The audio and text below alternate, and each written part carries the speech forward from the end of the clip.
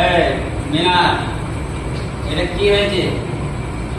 এরকম ভাবে ঘুমাতে নেই। সুন্নতি রাসূলুল্লাহ সাল্লাল্লাহু আলাইহি ওয়াসাল্লাম যেভাবে ঘুমাতেন সেভাবে ঘুমাতে হবে। উঠে বসো, এইদিকে মাথা করো, এইদিকে, ওইদিকে পা করো, ওইদিকে পা, এইদিকে মুখ করো। হ্যাঁ, এই বাম হাতটা মাথায় দাও, বাম হাত নিচই তলায়, এই হাতটা এখানে দাও, পাটা সোজা করো।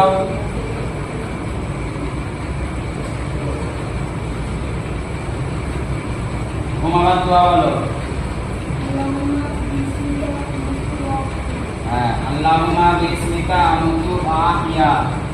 এরকম ভাবে ঘুমাতে হয়। এটা হলো সুন্নতি ঘুমানো।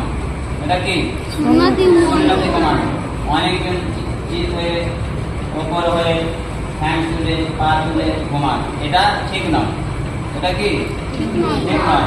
রাসূলুল্লাহ সাল্লাল্লাহু আলাইহি ওয়াসাল্লাম ঠিক এভাবে ঘুমাতেন। বুঝতে পেরেছো? সকলে এভাবে ঘুমাবে।